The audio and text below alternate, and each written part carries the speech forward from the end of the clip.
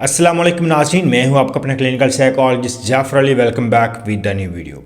आज की वीडियो में हम डिस्कस करेंगे कि अगर इंसान की ज़िंदगी में कोई एक हादसा या सानहा रूनुमा हो जाए, वाक़या हो जाए, तो उसके बाद मुसलसल उस कैफियत से डरते रहना कि कहीं ये वाक़या या सानहा दोबारा मेरे साथ ना हो जाए। उस वाक़या को रिकॉल करके या उसकी जब मेमोरीज़ आएँ तो तबीयत बहुत अनईज़ी होना शुरू हो जाना, परेशानी होना शुरू हो जाना, एंग्जाइटी की कैफियत डेवलप होना शुरू हो जाना। वीडियो को एंड तक देखिएगा। वीडियो को हम डिफरेंट पोर्शंस में डिस्कस करते हैं। शुरू में किसी भी चीज़ की अलामात, किसी भी डिसऑर्डर्स की अलामात, उसके बाद उसकी रीजंस और एंड पे हम उसके पॉसिबल सॉल्यूशंस को भी डिस्कस करते हैं। वीडियो को आगे देखने से पहले चैनल को ज़रूर सब्सक्राइब कर दीजिएगा। आपका एक सब्सक्राइब का क्लिक मेंटल हेल्थ को प्रमोट करने में हमारी मदद करेगा।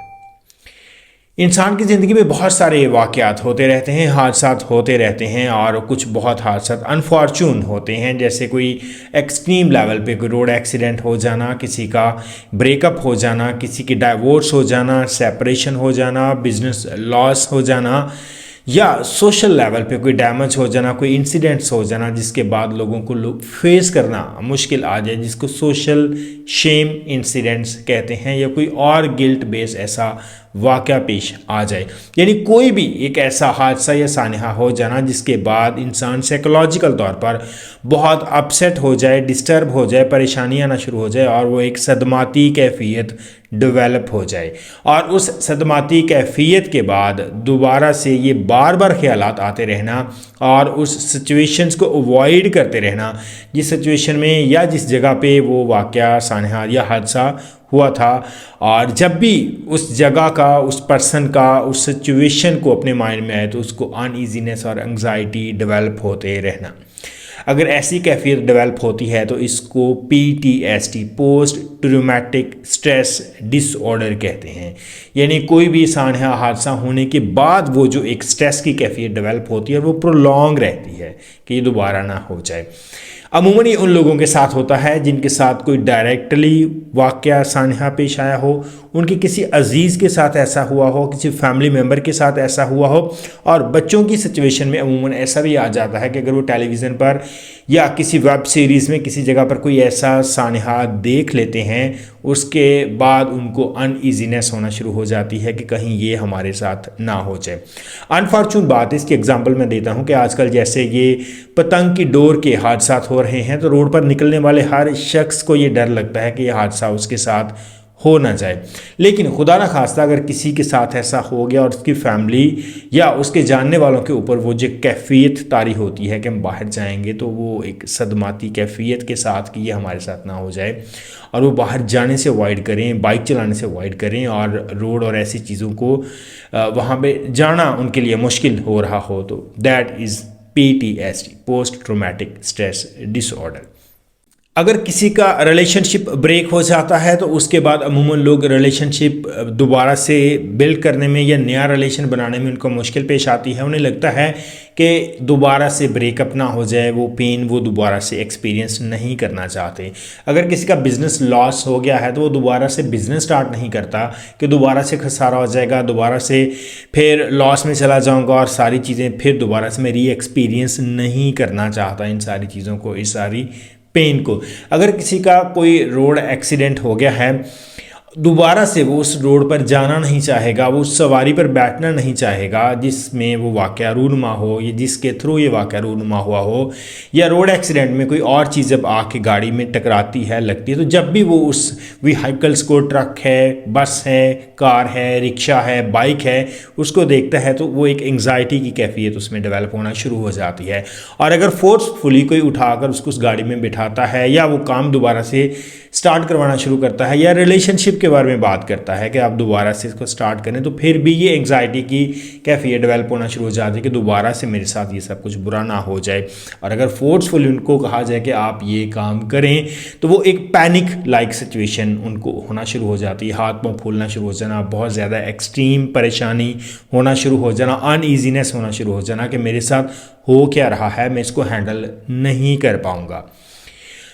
बहुत सारे लोग टर्मिनल इलनेसेस के बारे में, या अगर ऐसी जो रिलैप्सिंग डिजीज़ हैं जस्ट लाइक कैंसर है, जैसे ड्रग एडिक्शन है, उसका एक बार अगर इलाज हो भी जाए तो उनको ये डर लगा रहता है कि वो खुद या उनका फैमिली मेम्बर दोबारा से वो रिलैप्स ना कर जाए, वो दोबारा से उस मसले का शिकार ना हो जाए।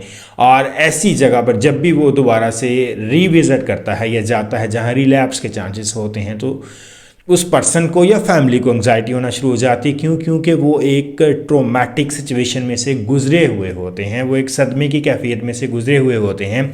वो इस पेन को दोबारा से री एक्सपीरियंस नहीं करना चाहते। जिन लोगों के साथ ये वाक़या होता है उनको फ्लैशबैक्स आते रहते हैं, यानी कि मेमोरी उनकी रिकॉल होती है। मेमोरी से अचानक कोई एक स्टिमुलस पॉप अप हो जाता है, एक सीन माइंड में दोबारा से आ जाता है, एक फ़ोटो माइंड में दोबारा से आ जाती है वो सारी सिचुएशन की, और वो उनको अनईजी करना शुरू कर देती है। एंक्शियस उनकी तबीयत होना शुरू हो जाती है, उनको मेमोरी फ्लैशबैक्स आना शुरू हो जाते हैं। अचानक से वो कोई काम कर रहे होंगे और उनको एकदम से ख्याल आ जाएगा कि वो एक इंसिडेंट ये वाक़या हुआ था, या उससे मिलती जुलती किसी भी चीज़ का जिक्र होगा तो वो उनको वाक़या याद आ जाएगा। फिर उसके बाद उनका फोकस जो काम वो कर रहे थे उससे हट जाएगा, और जो इंसिडेंट हुआ था उसके बारे में वो दोबारा से सोचना शुरू कर देंगे, और वो थॉट पैटर्न एक लंबा उनका चलना शुरू हो जाएगा, और बहुत सारे नेगेटिव थॉट्स उसके साथ जुड़े हुए दोबारा से आना शुरू हो जाएंगे कि ऐसा भी हो ना जाए, ऐसा भी हो सकता था, ऐसा भी हो सकता था, ऐसा दोबारा से ना हो जाए। इस तरह का एक पैटर्न डेवलप होना शुरू हो जाता है।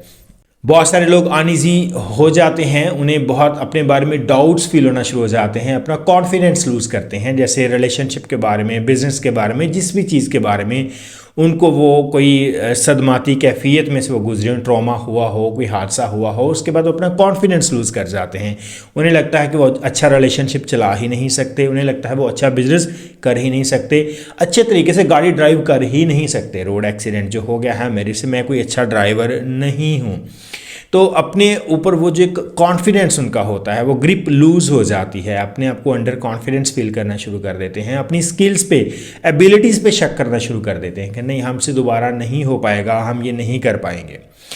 वो उनकी लाइफ डी वैल्यू फील करना शुरू कर देते हैं कि हमारी ज़िंदगी में अब वो वर्थ नहीं रही। उन्हें फील होता है वो जो एक टाइम था बिफोर दिस इंसिडेंट, वो हमारा पीक का टाइम था, वो हमने जी लिया, उसके बाद अब ज़िंदगी बेरंग सी है, ज़िंदगी बेरौनक सी है।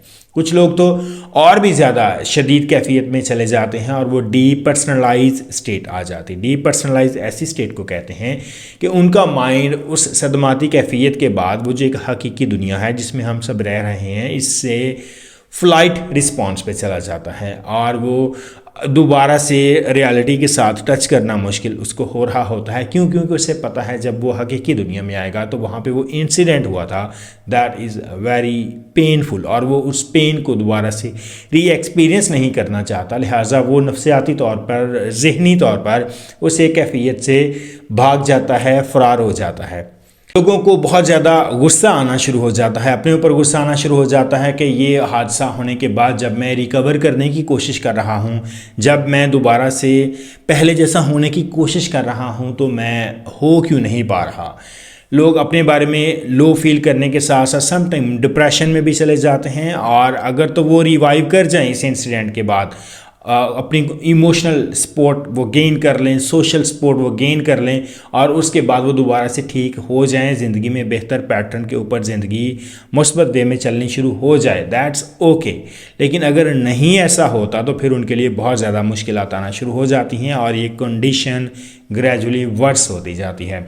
6 मंथ या इससे ज़्यादा अगर टाइम निकलता है तो ये क्रॉनिक PTSD में चला जाता है। कुछ लोगों में ऐसी कैफियत में अलामात में थोड़ी सी शिद्दत में कमी आ जाती है, लेकिन वो अलामात अपना रवैया, शक्ल, रंग तब्दील कर लेती हैं।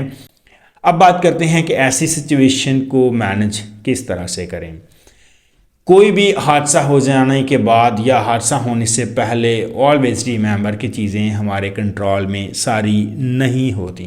इंसान गो के बहुत पावरफुल है, लेकिन फिर भी उसकी पावर्स लिमिटेड हैं।